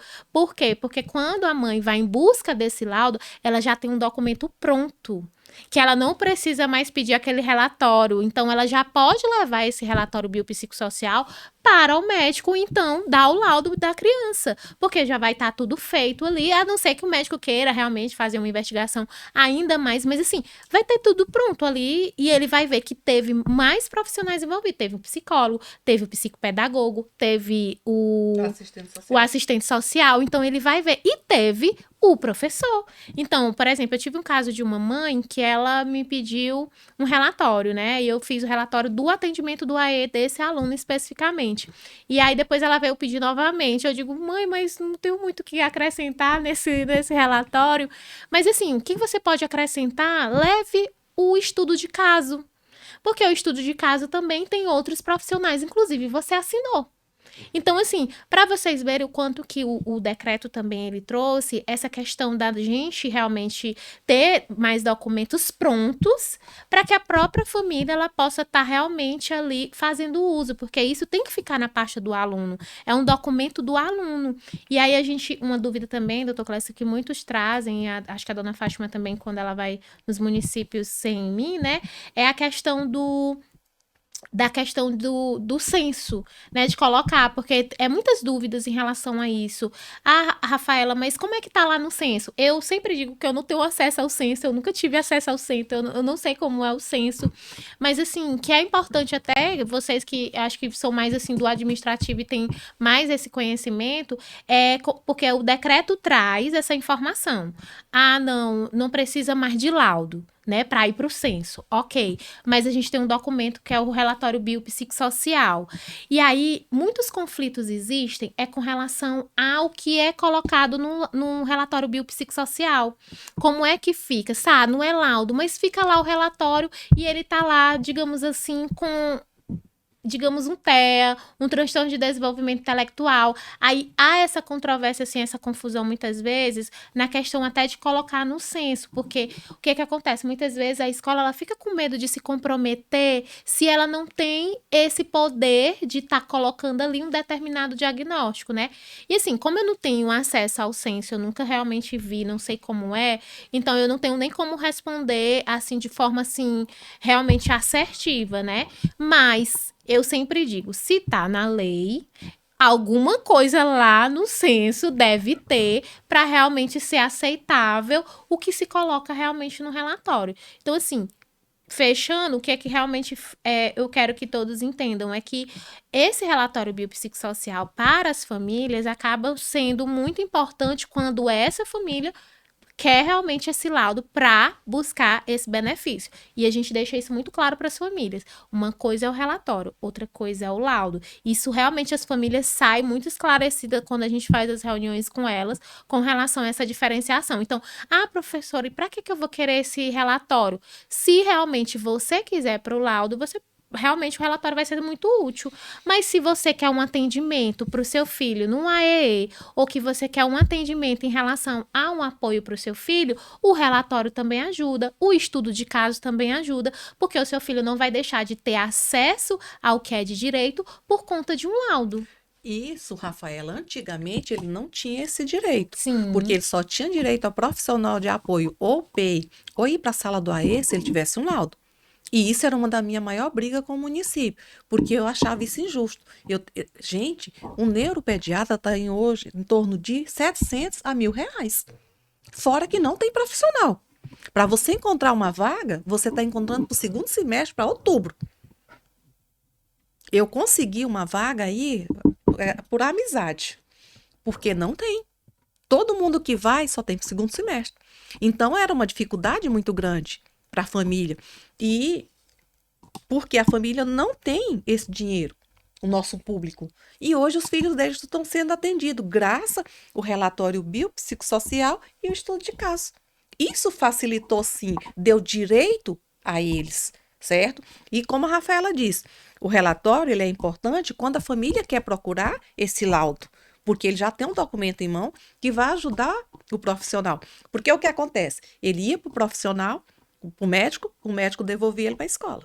E a gente tinha que fazer esse relatório, que a gente não sabia como fazer. E o relatório dentro do sistema, ele já está lá estruturadozinho, pronto, que ele compreende, na hora que ele olha, que ele bate o olho, ele já sabe o que vê. Fora que nós temos escalas e protocolos, né, que são verídicos.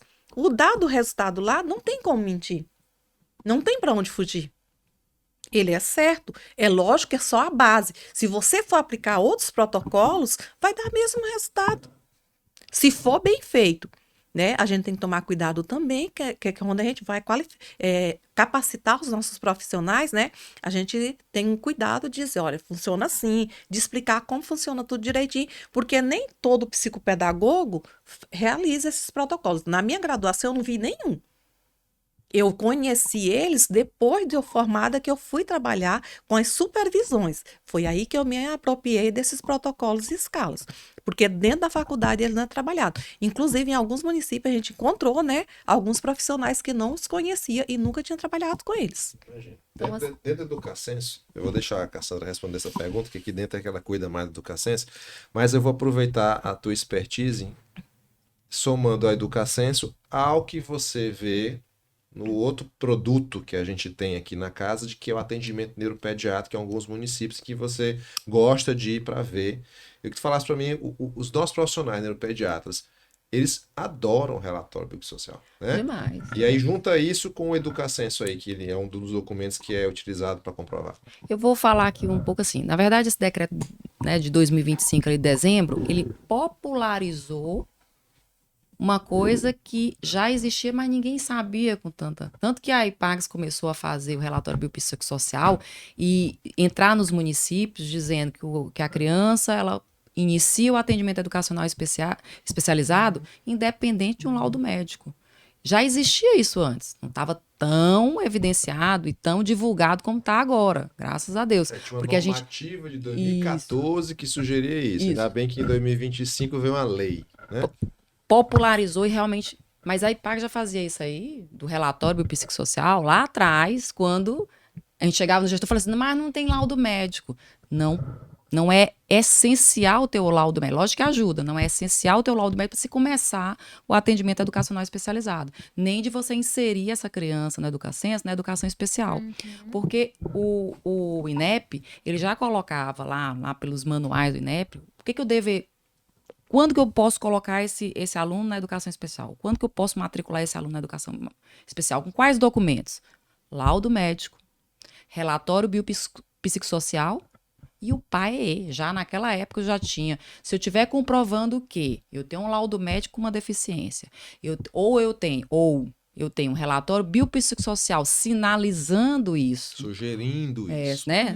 Sugerindo isso. Ou se eu tenho uma comprovação de um atendimento, de um programa, de um acompanhamento educacional especializado daquela criança, esses documentos, eles são, por si só, suficientes para comprovar a matrícula na educação especial, certo? Então, por mais que eu não tenha um CID no relatório biopsicossocial, eu tenho uma sugestão de 3 profissionais e no censo eu não tenho um local que diz assim, sugestão de TEA. Não tem. Lá só vai ter TEA, deficiências intelectuais, deficiências visuais. Então, se o Educacenso coloca que o relatório biopsicossocial é válido, então ele está aceitando que a sugestão do que os 3 profissionais sinalizaram é válida, certo? Então, por mais que não tenha o CID para eu definir e constatar efetivamente se ele tem ou se não tem TEA, mas, pela lei, o relatório biopsicossocial, ele é suficiente para eu matricular essa criança na educação especial. E para eu matricular, eu preciso ter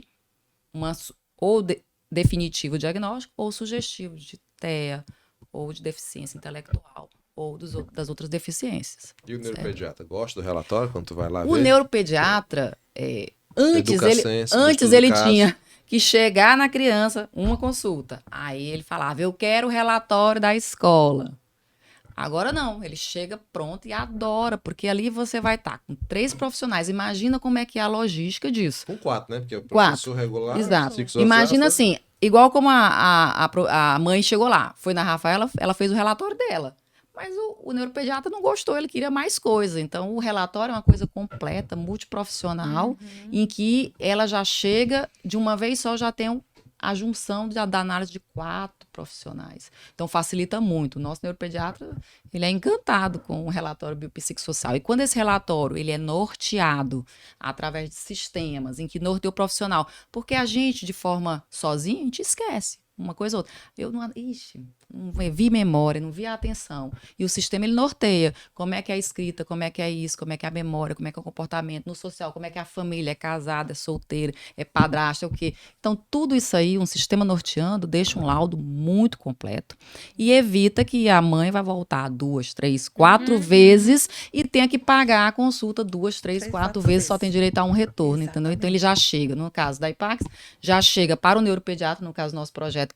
Existem municípios que contratam não só a parte do IPAX, mas contratam também a parte da neuropediatria. E isso facilita muito, porque a criança ela já chega com o laudo, o relatório biopsicossocial completo, mais o estudo de caso do professor. O neuropediatra fica encantado e muitas vezes ele consegue fechar o diagnóstico dele naquela consulta já. Então facilita muito a O que logística. vocês fizeram aí, os neuropediatras trabalham conosco, que nos municípios que também tem, eles adoram isso, porque a gente tem, é que ficou muito mais fácil para eles, Sim. né? Sim. É um negócio muito completo. Então, assim, eu quero dizer às pessoas que nos assistem, assim, vocês têm o poder de sugerir, vocês não vão dar diagnóstico clínico para ninguém, vocês têm o poder de sugerir. Eu até falo nas palestras, né, Cassandra? Eu em casa tenho um grande exemplo, meu filho tem os dois, miopia com astigmatismo, um com 6, outro com 5 graus, e quem deu esse diagnóstico, Fátima e Rafaela, quem sugeriu para mim foi o professor dos meus meninos. Tá, eu sou neurocirurgião, mestrado, doutorado e tal, mas quem viu isso foi meus meninos. O rendimento escolar ruim de um deles não era porque ele tinha um transtorno, uma deficiência, né?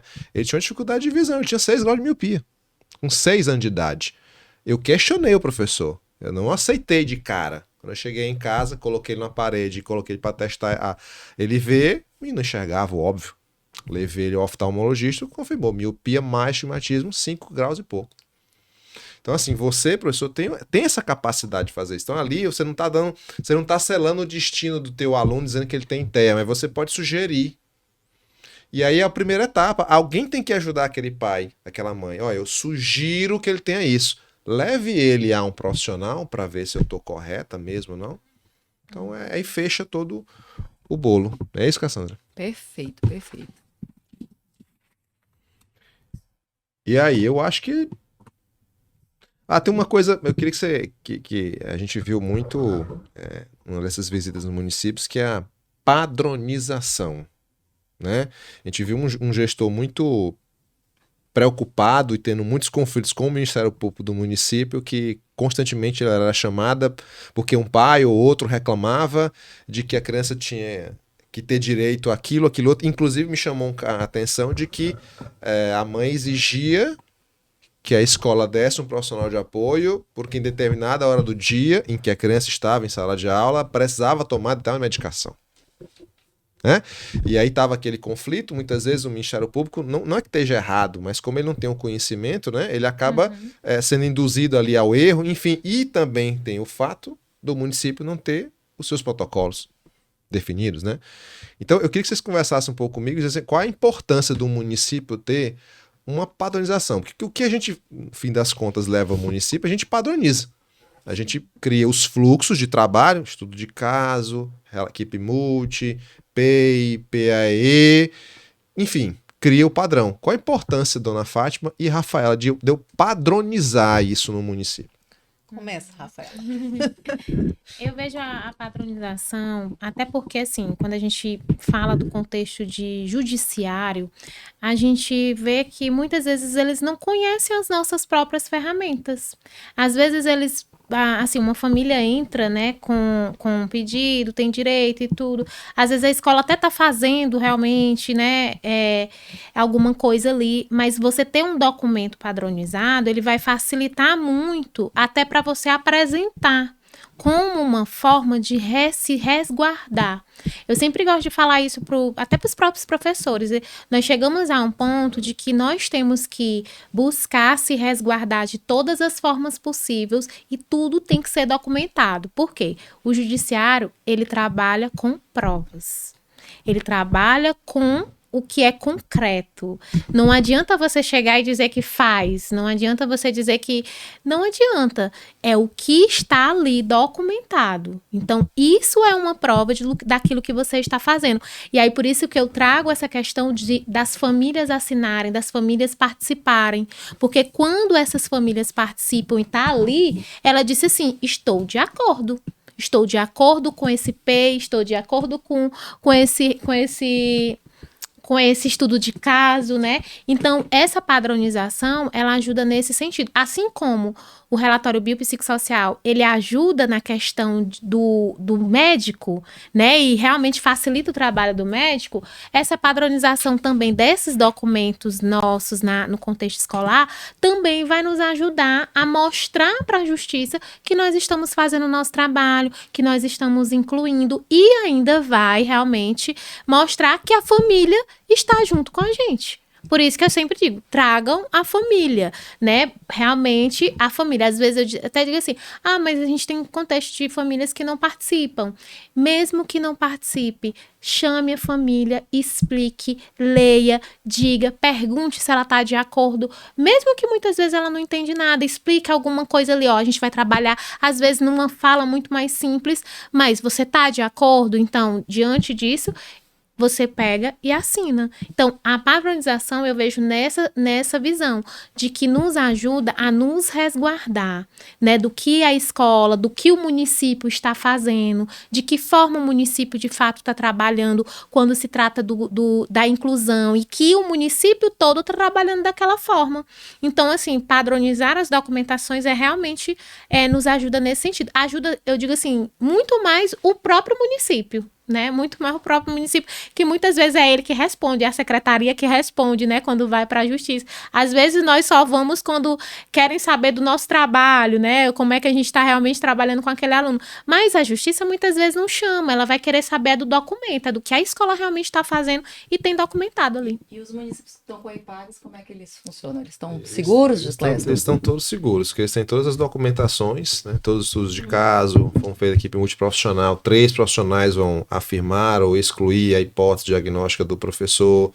Ainda tem os planos de aula, que são o pontapé inicial para adaptação curricular, né? Então, acho que com isso eles estão totalmente muito bem resguardados em relação ao potencial jurídico. E com relação, eu ressalto também nas reuniões, nas formações, o seguinte, chamou a família não compareceu, realiza uma ata. Faça lá a ata da reunião e todo mundo assina. A mãe de Joãozinho não compareceu para a reunião da elaboração do PEI. Joãozinho não compareceu para a reunião da elaboração do estudo de caso de Mariazinha. Então, você bota lá, todo mundo assinou que a família não apareceu. Porque nós sabemos que tem aquelas famílias que não vêm à escola. De jeito nenhum. Você chama, o que acontece? Eu e a equipe multi da minha escola, nós vamos na casa desse povo. Que eles não vêm à escola. E aí, quando eles não vêm 2, 3 vezes, a gente denuncia eles para a defensoria. Porque muitas questões, principalmente no município que nós temos, a pergunta é, e a família não aparece e bloqueia a escola? A família bloqueia a escola, não atende o telefone da escola. Eu digo, denuncia para a defensoria pública. Entrega essa família, que aí a defensoria vai obrigar eles, porque eles têm benefício. Eles têm bolsa escola. Ele tem N benefícios lá. Então, a família vai, a assessoria, a defensoria vai dizer para ele, ou você cumpre a sua regularização na escola, toda vez que a escola lhe chamar, ou você perde. E aí, a gente fica fazendo um relatório para a defensoria, eles mandam lá o modelo, e a gente informa todo mês como é que está sendo a presença dessa família na escola. Eu digo para vocês porque eu trabalho com algumas famílias que já foram denunciadas e estão nesse regime. Então, eu oriento também. Isso é uma função que a gente tem de estar fazendo essa orientação para os municípios que a gente dá assessoria. Então, concluindo, vocês foram conquistadas pela tecnologia.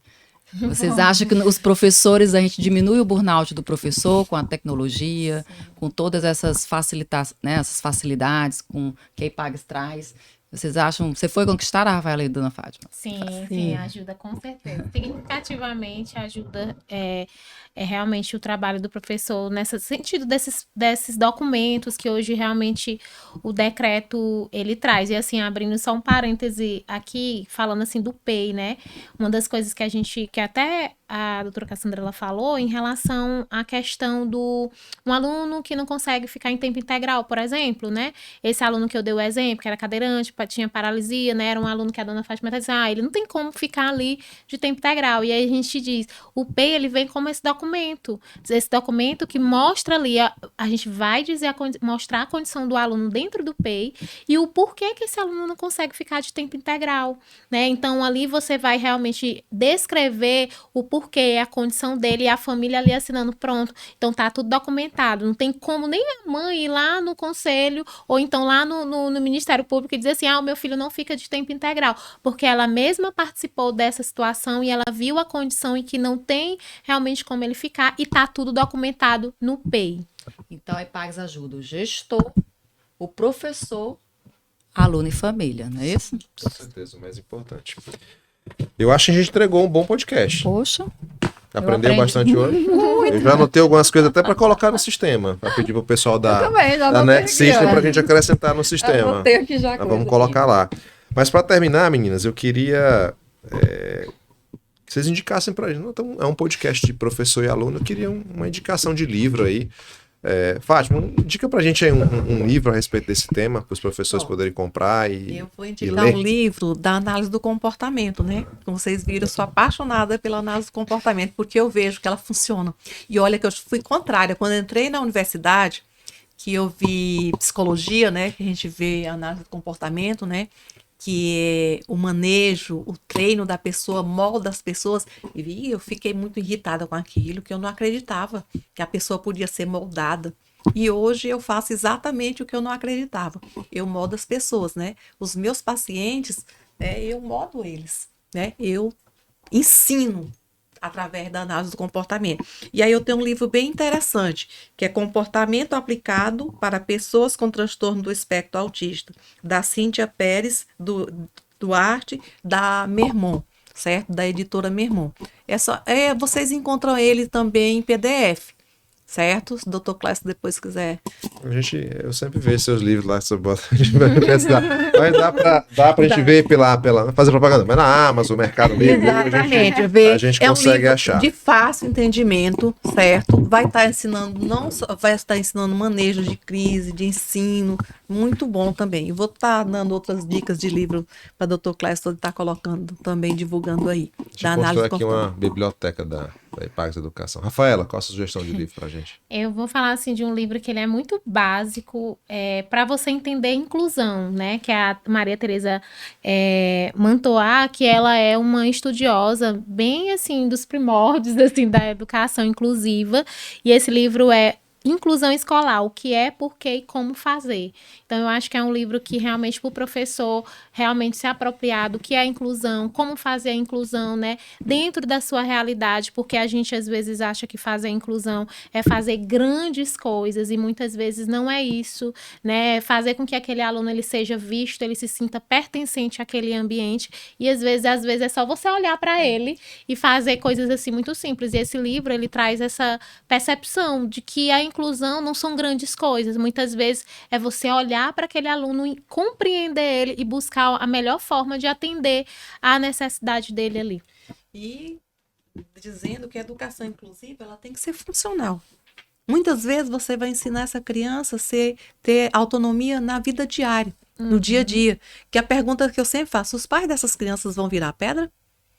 Às vezes o professor quer ensinar conteúdo. Eu digo, gente, a gente tem que ver o que é funcional para essa criança. Às vezes eu vou ensinar ela a sobreviver no dia a dia.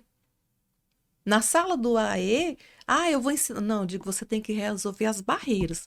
Que eu faço essa orientação na escola que eu trabalho. E a professora do AE, de vez em quando, ela diz, não é por aí. Essa criança, ele tem 15 anos. Ele é suporte 3. Ele aprendeu a falar. Incrível, nós alfabetizamos ele sabe ler e escrever. Mas, fora disso, ele comporta como uma criança de 3 anos. E aí, eu digo, é funcional ensinar ele a escovar os dentes, colocar a comida dele. Eu fico encantada quando eu vejo ele se servindo de café. Pegando o copinho descartável, que ele é todo desengonçadozinho, e ele consegue tomar o café. Ele vai para os velórios, ela está falando de velório, mas é a vida social dele. Ele vai para o velório, ele consegue tomar o chá, ele entra para olhar, ele senta, ele participa do terço, ele vai para a igreja católica, ele tira o terço, ele sabe debulhar o terçozinho bonitinho. Então é funcional. O conteúdo de história e geografia ele não aprendeu, Mas ele comporta-se na escola. Ele entra e sai com autonomia. Ele não fica o horário todo da escola. Mas ele é o primeiro a chegar e correr para a sala para guardar a cadeira dele. A alegria dele é guardar essa cadeira. E isso é importante. E nós ficamos felizes, toda a comunidade, porque ele aprendeu a ler. Mas tem outros que não vão aprender. Mas vão aprender a viver na sociedade. Porque os pais vão. E quem vai cuidar deles? Muito bem. A Fátima deixou um recado bacana pra gente aqui no final do nosso podcast. Dá um recado pra gente largar pros professores também, que estão assistindo a gente, Rafaela. Quando a gente fala de inclusão, né, a gente tem que falar de empatia, né? Eu acho que não tem como você falar de inclusão e não falar também de empatia, de você realmente se colocar no lugar do outro, de você realmente sentir a dor do outro. O professor, ele vai ter a sua dificuldade, a escola vai ter a sua dificuldade, mas a família também vai ter. Então, por isso que eu vejo o quanto que a inclusão, ela precisa realmente, nós precisamos andar de mãos dadas. E entender que ninguém é inimigo de ninguém, que todo mundo tá ali para se ajudar. E então, assim, quanto mais a escola traz essa família para a escola, quanto mais essa família também traz a escola também para ajudar, nós passamos a ser parceiros. Escola e família são parceria. E aí é mais fácil realmente da inclusão acontecer. Por mais difícil que a gente realmente vê, se a gente for olhar só para as dificuldades, eu sempre gosto de dizer isso, né? A gente nunca vai incluir. A gente nunca vai fazer nada. Então, o que eu realmente posso fazer dentro das minhas possibilidades?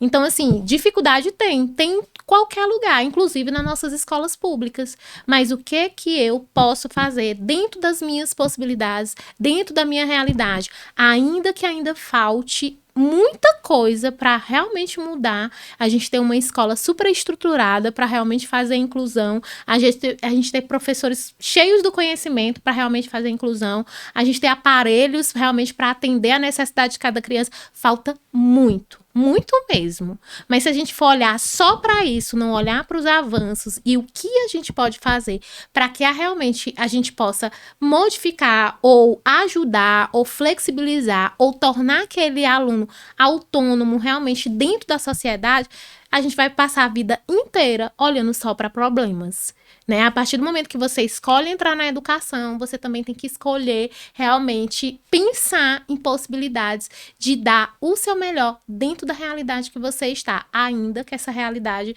esteja realmente distante um pouco de ela realmente se modificar. Então, fazer com excelência aquilo que é possível, né? Exatamente. Então, parabéns, meninas. Assim, vocês são agentes transformadores dessa nova realidade de inclusão, uma realidade que vocês estão mudando, ajudando a mudar. Então, muito ainda falta, mas já faltou mais. Né? Já faltou mais. E é um prazer trabalhar com uma empresa como vocês, né, IPAGS, que tem essa visão de fazer realmente a inclusão acontecer. Né? O nosso trabalho com vocês, ele só nos mostra que nós estamos no caminho certo, né? Que realmente dá para acreditar na educação inclusiva a partir desse momento. E dá para melhorar, né? Com Cada vez certeza. mais. Então, a Cassandra tá entregue, não tá? Demais. Muita informação, muito conteúdo. Tá de parabéns todo mundo. Então, pessoal, mais um podcast entregue para vocês. Agradecer aqui a Fátima, a Rafaela. Vai aparecer em algum lugar aqui da tela o Instagram das duas, para vocês acompanharem mais atividades delas, né? Do mundo que elas vivem, elas postam algumas coisas.